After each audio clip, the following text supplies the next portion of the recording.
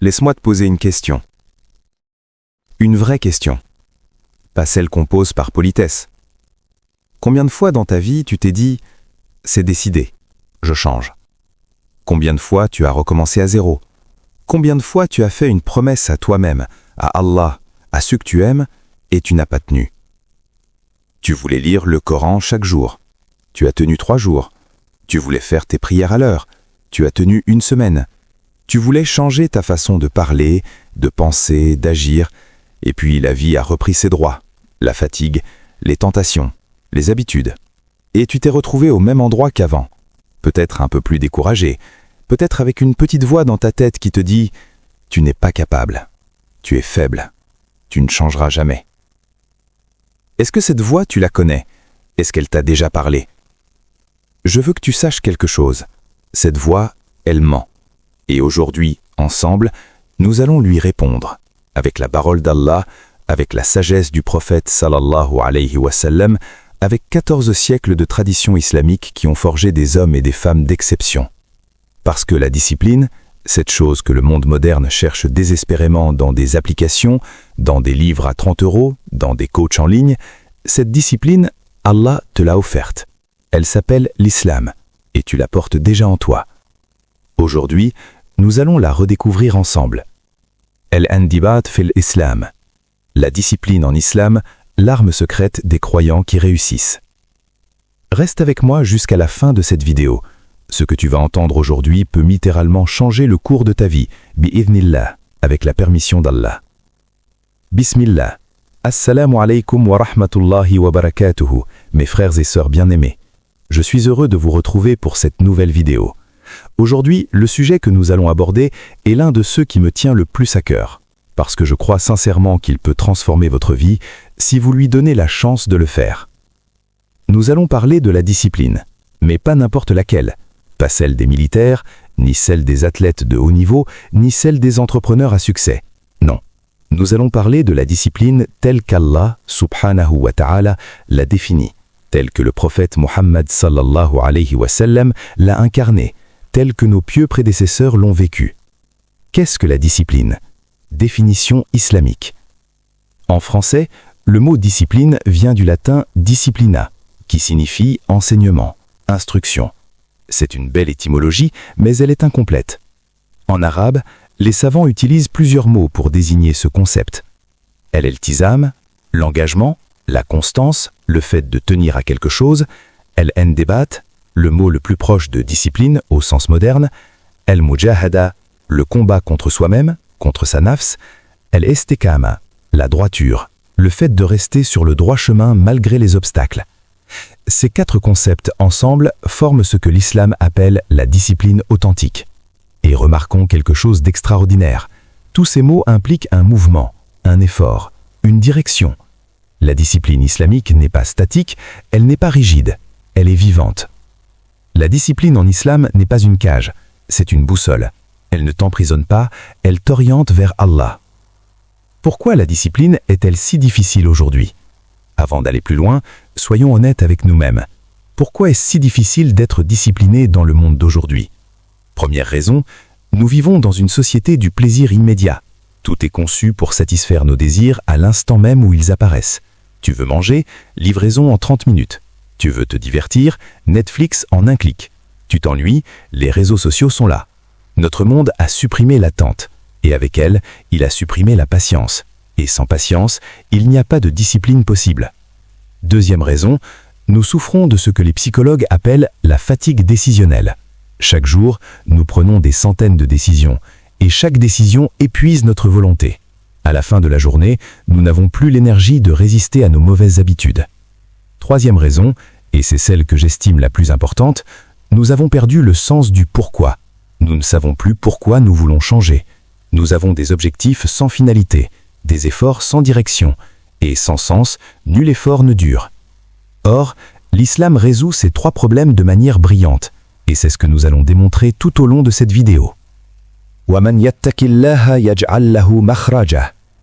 Et celui qui craint Allah, il lui ouvrira une issue. Sourate At-Talaq 65-2. Ouvrons maintenant le livre d'Allah et laissons-le nous parler lui-même de la discipline, parce que le Coran est, avant toute chose, un guide, Hudan linnas, une guidance pour l'humanité. Et il n'y a pas une seule dimension de notre vie qu'il n'éclaire. La salat, la discipline inscrite dans le temps. Le premier et le plus puissant système de discipline que l'islam nous enseigne, c'est la salat, la prière, 5 fois par jour, à des heures précises, quelles que soient les circonstances. Réfléchis un instant. Qu'est-ce que cela signifie concrètement? Cela signifie que chaque jour, tu as 5 rendez-vous avec ton Créateur, 5 moments où tu poses tout ce que tu fais, ton travail, tes soucis, tes désirs, tes écrans, et tu te prosternes devant lui. Tu rappelles qui est le maître et qui est le serviteur. Inna salata kanat alal mu'minin kitaban mawquta. En vérité, la prière est prescrite aux croyants à des moments déterminés. Sourate An-Nisa, chapitre 4, verset 103. Allah n'a pas dit « priez quand vous pouvez », il n'a pas dit « priez quand vous en avez envie », il a dit « des moments déterminés ». Mawquta, fixe, précis, incontournable. Dans le monde du développement personnel moderne, on dit que pour construire une habitude, il faut un déclencheur, une routine et une récompense. La salat possède les trois. Le déclencheur, c'est l'adhan, la routine, c'est le rituel de la prière elle-même, et la récompense, c'est la paix intérieure, la satisfaction du croyant qui sait qu'il a rempli son devoir envers Allah. Si tu arrives à prier tes 5 prières à l'heure pendant une semaine entière, tu as déjà plus de discipline que 95% des humains sur cette terre. Le Coran est la maîtrise de soi.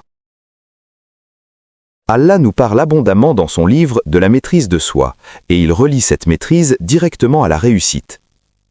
Wa amma man hafa makama rabbihi wa naha nafsa anil hawa, fa innal jannata hiyal ma'wa. Quant à celui qui aura redouté de comparaître devant son Seigneur et préservé son âme de ses passions, le paradis sera son refuge. Sourate An-Naziyat, chapitre 79, versets 40 et 41. Subhanallah. Dans ces 2 versets, Allah nous donne la formule complète de la discipline. Il y a d'abord la prise de conscience, la crainte de se retrouver devant Allah, puis l'action, prévenir la nafs de suivre ses caprices, et enfin la récompense ultime, le paradis. Ce n'est pas de la rigidité, ce n'est pas de la souffrance, c'est une équation divine.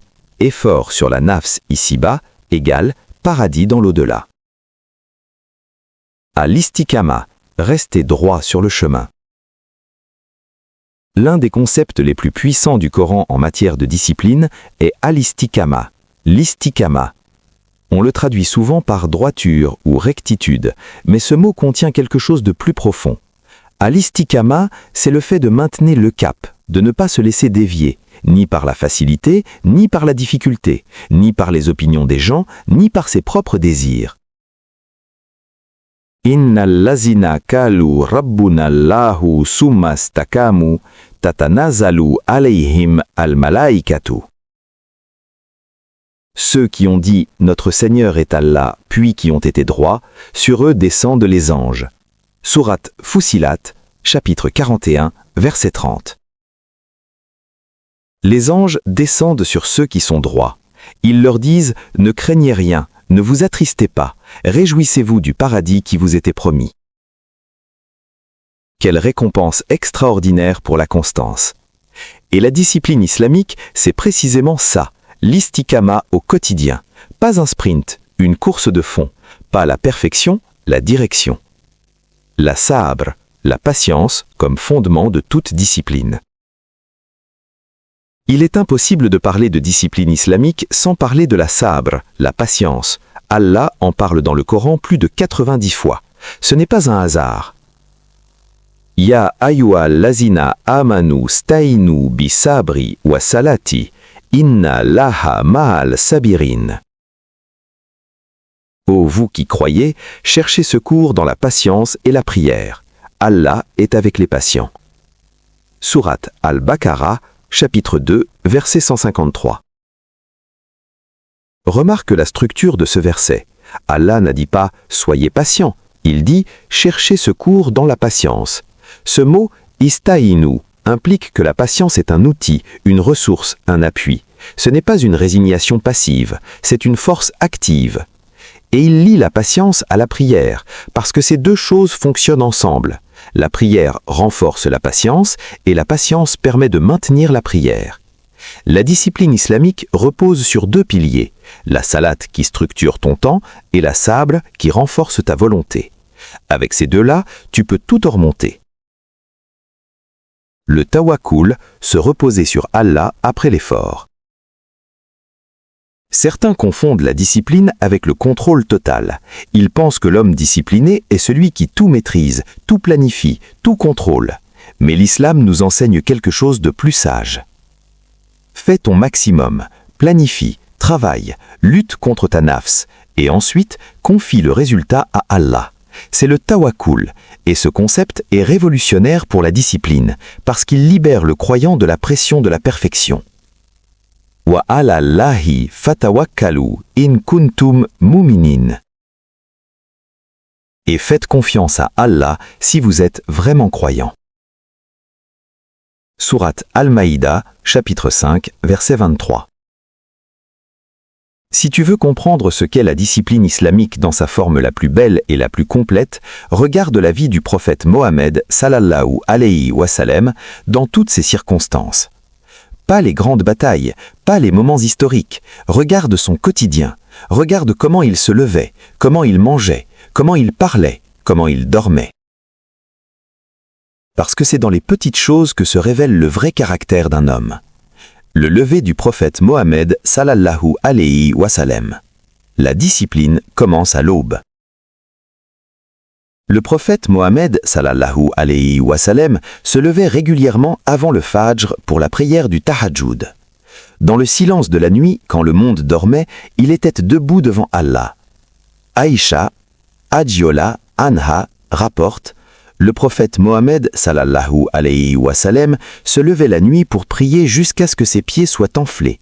On lui dit: pourquoi te donnes-tu autant de peine alors qu'Allah t'a pardonné tes fautes passées et futures? Il répondit: ne devrais-je pas être un serviteur reconnaissant? Bukhari et Muslim. Subhanallah. Le messager d'Allah, sallallahu alayhi wa sallam, celui dont le paradis est garanti, se levait la nuit pour prier jusqu'à ce que ses pieds saignaient. Pas par obligation, pas par peur, par gratitude, par amour. Et c'est ça la discipline la plus haute. Quand tu fais le bien non pas parce que tu es forcé, mais parce que tu aimes Allah et que tu veux lui montrer ta gratitude. Le hadith fondateur, la constance plutôt que l'intensité. Voici peut-être le hadith le plus important sur la discipline islamique, celui que j'aimerais que chacun d'entre vous mémorise et récite dans les moments de découragement. Les actes les plus aimés d'Allah sont les plus constants, même s'ils sont peu nombreux. Sahih Bukhari et Muslim, rapporté par Aïcha radiyallahu anha. Lisons ce hadith lentement, mot par mot. Les actes les plus aimés d'Allah, pas les plus grands, pas les plus visibles, pas les plus impressionnants, les plus aimés. Ce qui compte pour Allah, ce n'est pas la quantité, c'est la qualité de ton engagement. Les plus constants, al-adwamu, celui qui vient de dawam, la permanence, la continuité. Le prophète sallallahu alayhi wa sallam préfère l'action qui dure à celle qui brille une fois et s'éteint. Même s'ils sont peu nombreux, wa in qalla, même petits, même modeste, même imperceptible aux yeux des autres. Une raka'a par jour, chaque jour, pendant toute ta vie, vaut infiniment plus aux yeux d'Allah qu'une nuit de prière intense suivie de l'abandon. C'est la leçon du prophète sallallahu alayhi wa sallam. L'organisation du temps dans la vie prophétique. Le prophète sallallahu alayhi wa sallam était l'homme le plus occupé de son époque, chef d'État, commandant militaire, juge, enseignant, mari, père. Et pourtant, jamais une prière n'était manquée, jamais un engagement n'était oublié, jamais une personne n'était négligée. Comment est-ce possible? Parce que les 5 prières structuraient sa journée de manière parfaite. Chaque prière était une frontière entre 2 blocs de temps, et dans chaque bloc, il avait son rôle, ses priorités, ses responsabilités. Fajr, L'aube, le moment de la connexion avec Allah, de la lecture du Coran, de la réflexion. Dhuhr, le milieu du jour, la pause spirituelle au cœur de l'activité. Asr, l'après-midi, le moment de bilan, de continuité. Maghrib, le coucher du soleil, le retour à Allah, la gratitude. Isha, la nuit, la fermeture de la journée, la préparation du repos.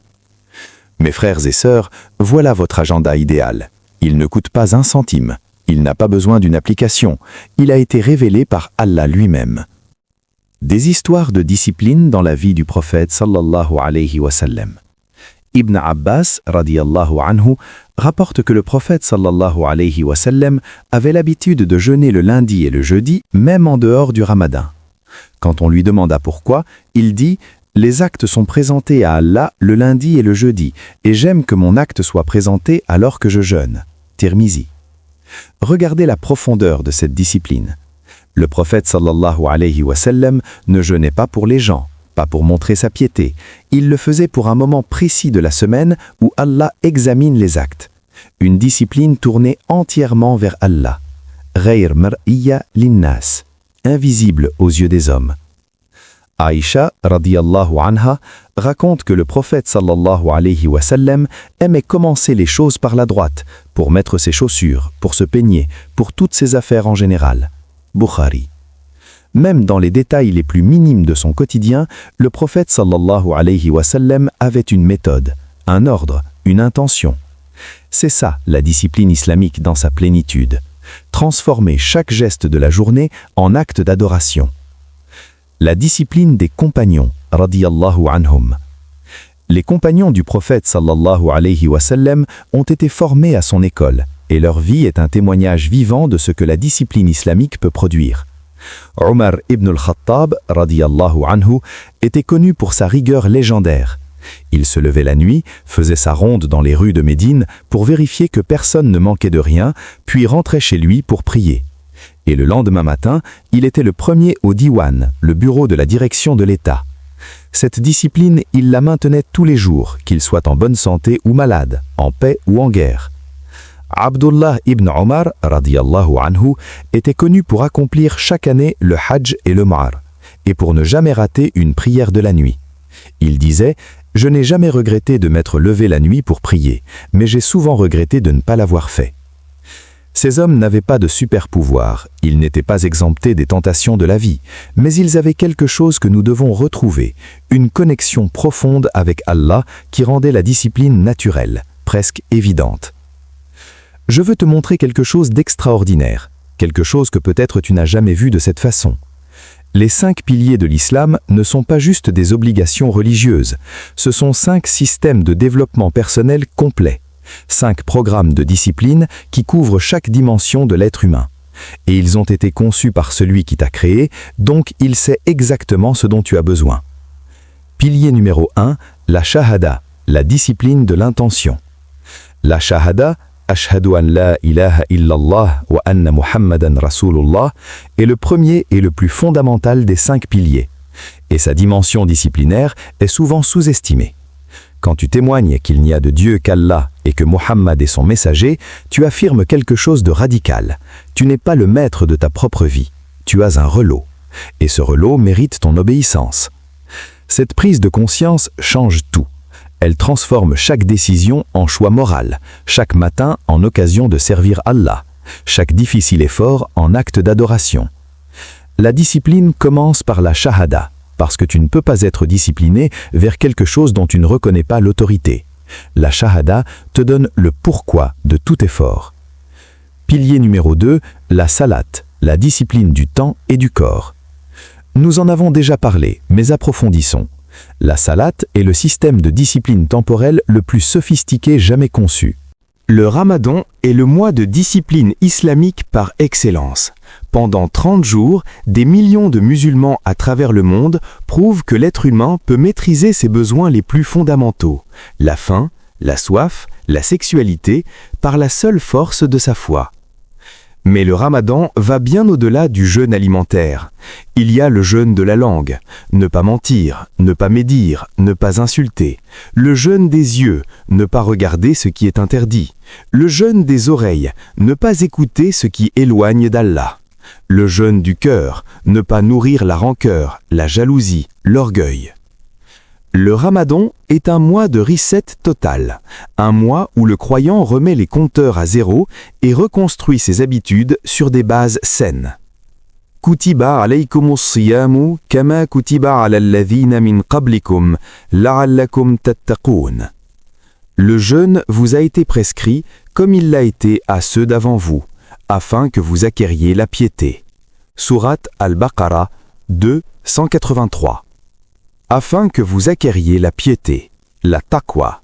Et la taqwa, c'est précisément la discipline de l'âme. C'est la conscience permanente d'Allah qui te guide dans chacun de tes choix. Pilier 5, le Hajj, la discipline de l'humilité et de la persévérance. Le Hajj est peut-être le pilier le plus physiquement exigeant. Des millions de personnes venues de tous les coins du monde qui s'habillent de la même façon, 2 pièces de tissu blanc, qui abandonnent leur statut, leur richesse, leur nationalité et qui s'avancent ensemble devant Allah. Le Hajj enseigne la discipline de l'humilité. Il te rappelle que devant Allah, le roi et le mendiant sont égaux, que tes titres et tes diplômes ne t'achèteront pas 1 centimètre de plus au paradis. Il enseigne aussi la discipline de la persévérance physique, marcher des kilomètres, tenir debout sous le soleil, rester calme dans la foule, maintenir ses adorations malgré l'épuisement. Le Hajj est un entraînement spirituel et physique d'une intensité rare. Les 5 piliers couvrent chaque dimension de l'être humain: l'identité, la shahada, le temps, la salat, les finances, la zakat, le corps, la siyam et l'âme, le Hajj. Allah a tout prévu, il suffisait de regarder. Pour comprendre pourquoi la discipline est si difficile, nous devons comprendre ce qu'est la nafs, an-nafs. Ce mot arabe est souvent traduit par âme, mais il désigne plus précisément le moi intérieur, l'ego, le soi dans sa dimension la plus brute et la plus instinctive. La nafs est à la fois ton plus grand ennemi et ta plus grande opportunité. Elle est la source de tes désirs, de tes passions, de tes résistances. Et maîtriser la nafs, c'est la définition même de la discipline islamique. Les 3 états de la nafs. Le Coran distingue 3 états de la nafs. Et connaître ces 3 états, c'est avoir une carte intérieure de soi-même. An-nafs al-ammara bis-sou, la nafs qui ordonne le mal. Inna an-nafsa la-ammaratun bis-sou'i, illa ma rahima rabbi. Certes, l'âme est portée à commander le mal, sauf celle à laquelle mon Seigneur fait miséricorde. Sourate Yusuf 12, 53. C'est la nafs dans son état le plus bas, celle qui te pousse vers la paresse, le plaisir immédiat, le mensonge facile, la colère, la jalousie. Nous la connaissons tous. Elle est là chaque matin qui te dit de rester au lit plutôt que de te lever pour le fajr. An-nafs al-lawwama, la nafs qui se blâme elle-même. Wala uqsimu bin nafsil lawwama. Je jure par l'âme qui se blâme elle-même. Sourate Al-Qiyamah 75, 2. C'est la nafs en transition, celle qui pêche mais qui ressent les remords, qui trébuche mais qui ne reste pas à terre. C'est la nafs de la plupart des croyants et c'est en fait un bon signe, parce que le repentir est une porte ouverte. Al-nafs al-mutma'inna, la nafs apaisée. Ya ayyatuhan nafsul mutma'innatu, irji'i ila rabbiki radiyatan mardiyatan.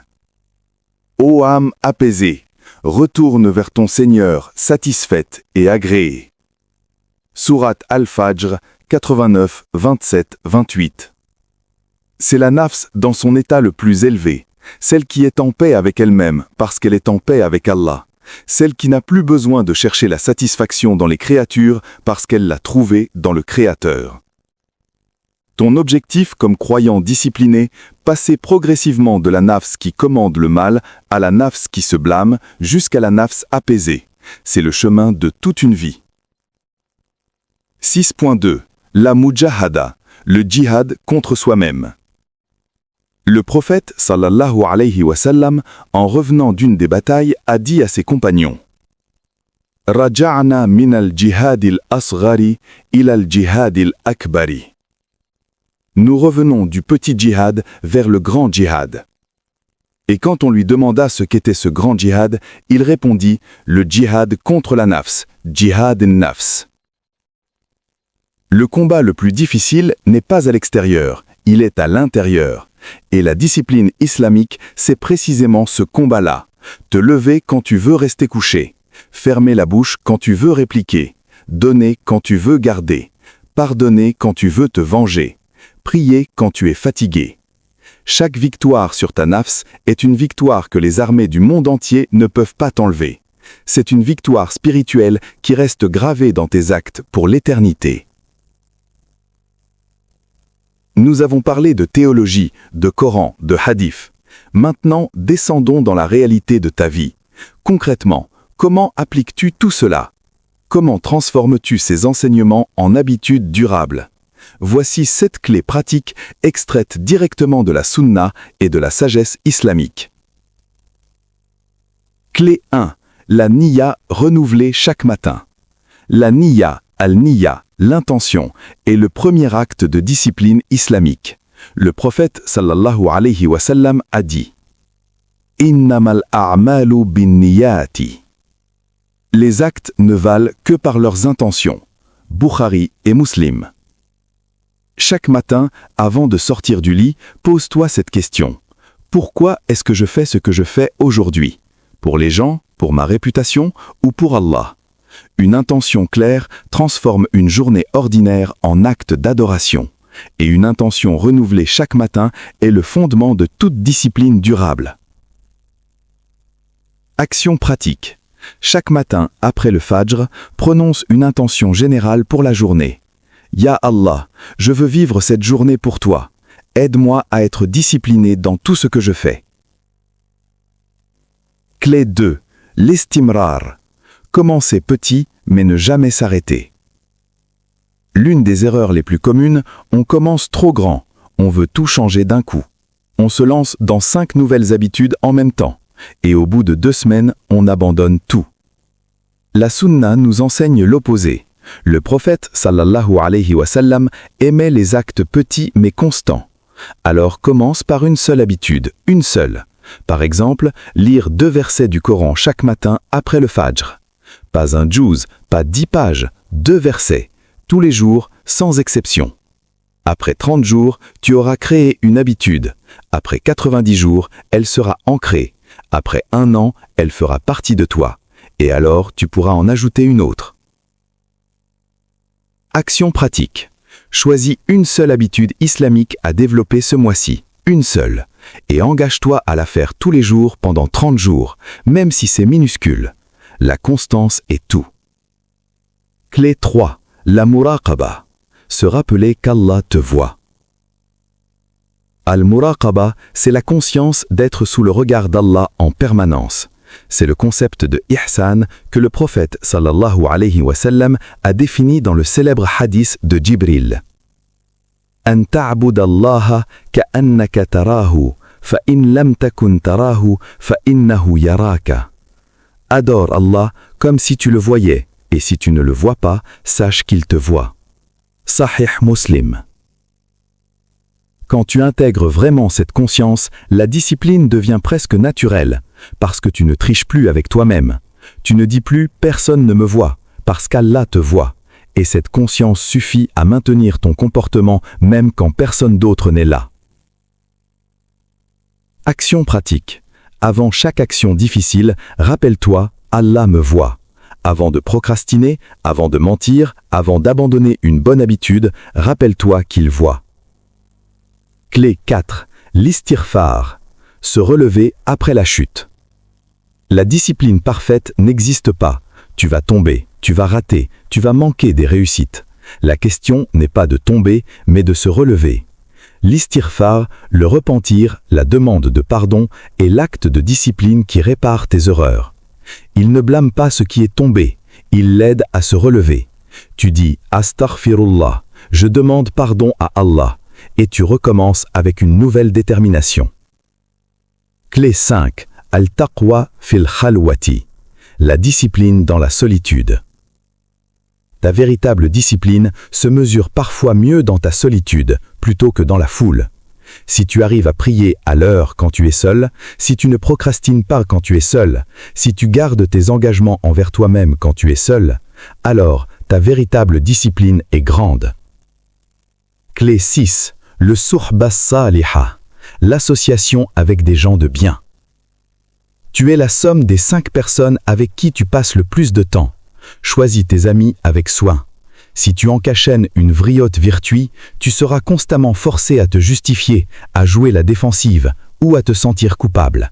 Mais si tu t'entoures de bons amis qui ont des objectifs similaires aux tiens, si tu rejoins un groupe d'études de Coran, un cercle de prière ou une communauté de croyants engagés, alors la discipline deviendra la norme, pas l'exception. Clé 7. L'istihara, l'anticipation avant chaque décision importante. À l'istihara, la prière de consultation est un outil de discipline précieux. Avant de prendre une décision importante, tu plies les échines devant ton Seigneur et tu lui demandes de guider ton choix. Cette pratique renforce ta discipline parce que tu ne prends plus ces décisions à la légère.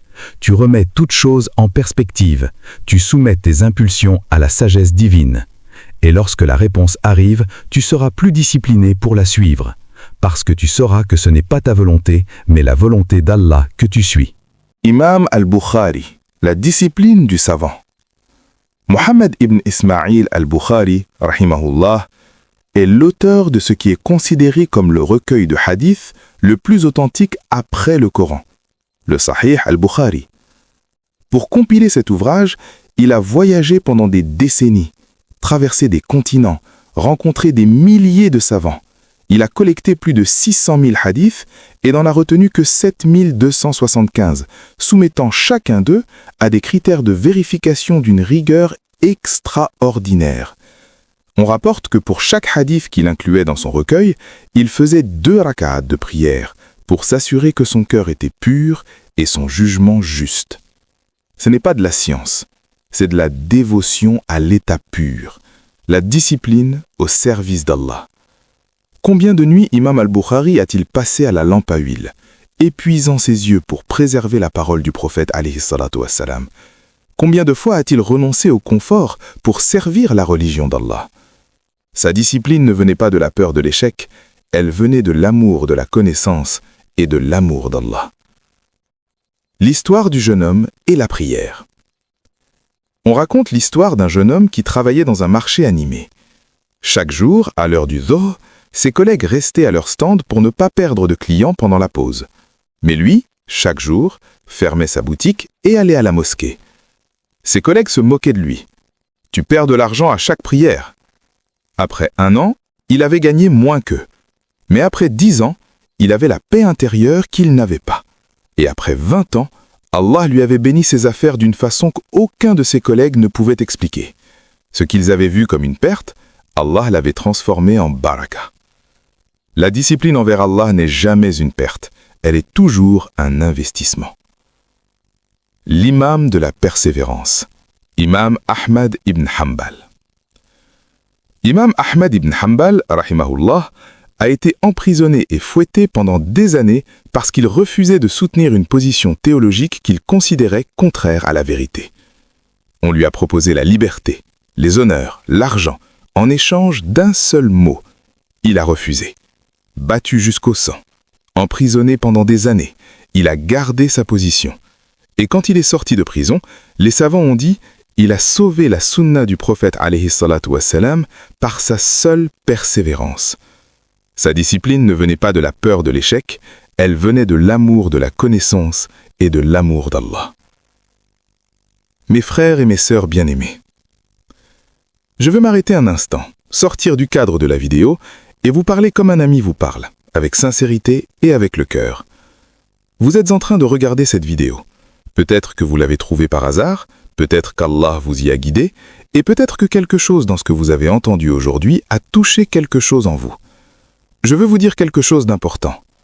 Cette chaîne, je la construis avec intention. Chaque vidéo que je prépare, je la prépare avec soin. Je réfléchis aux mots, je cherche les versets, je relis les hadiths. Pas pour impressionner, pas pour les statistiques, mais parce que je crois que le rappel aide les croyants. وَذَكِّرْ فَإِنَّ الذِّكْرَى تَنْفَعُ الْمُؤْمِنِينَ.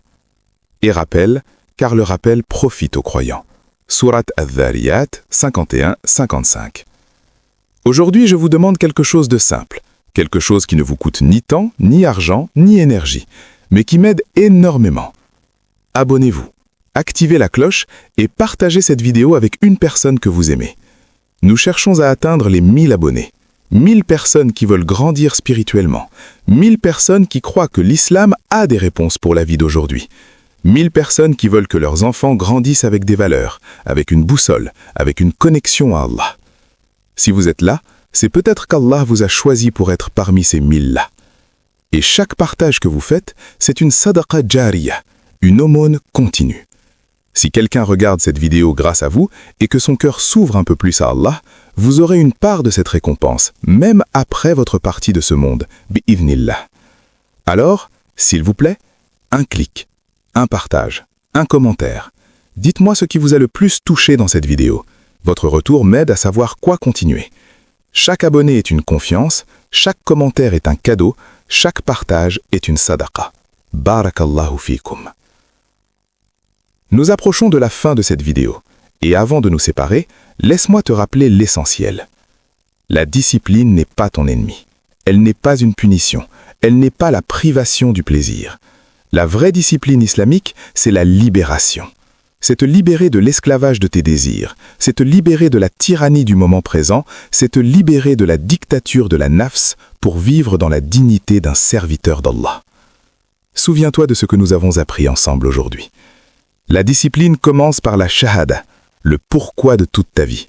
Elle se construit dans la salat, tes 5 rendez-vous quotidiens avec Allah. Elle se renforce dans la sabr, la patience qui transforme les obstacles en opportunités. Elle s'approfondit dans la mujahada, le combat contre ta nafs. Elle se maintient par l'istiqama, rester sur le chemin malgré les vents. Elle se renouvelle par l'istighfar, se relever chaque fois qu'on tombe. Et elle s'accomplit dans le tawakkul, confier le résultat à Allah après l'effort. La discipline islamique n'est pas une destination, c'est un voyage, et Allah est avec toi sur ce chemin. Il y aura des jours où tu seras fort, des jours où tu vacilleras, des jours où tu tomberas, mais souviens-toi de cette parole du prophète alayhi salatu wassalam. Kullu ibni Adam khata' wa khayrul khatta'in at-tawwabun. Tout fils d'Adam est sujet à des erreurs, et les meilleurs de ceux qui pêchent sont ceux qui reviennent vers Allah. Ibn Majah et Tirmizi. Reviens. Toujours. Encore et encore. Allah est Al-Ghaffar, le grand pardonneur. At-Tawwab, celui qui accueille le repentir. Et il ne se lasse jamais de pardonner à celui qui revient sincèrement vers lui. Pour finir, laisse-moi te faire un doigt. Joins tes mains et dis Amin dans ton cœur. Allahumma ya muqallib al-qulub, thabbit qulubana ala dinik. Ô Allah, toi qui retournes les cœurs, affermis nos cœurs sur ta religion. Allahumma a'inna ala dhikrika wa shukrika wa husni ibadatik. Ô Allah, aide-nous à te mentionner, à t'être reconnaissant et à t'adorer de la plus belle façon. Allahumma ja'alna min al-muttaqin, as-sabirin, al-munibin. Ô Allah, fais de nous des gens pieux, patients et qui reviennent constamment vers toi. Rabbana atina fid dunya hasana wa fil akhirati hasana wa qina adhaban nar. Notre Seigneur, accorde-nous ce qui est bien ici-bas et dans l'au-delà et préserve-nous du châtiment du feu. Amin. Amin. Amin. Barakallahu fikum wa fi usarikum. Qu'Allah vous bénisse, vous et vos familles. Qu'il facilite votre chemin vers lui, qu'il accepte vos efforts et qu'il vous réunisse dans son paradis. Assalamu alaikum wa rahmatullahi wa barakatuh.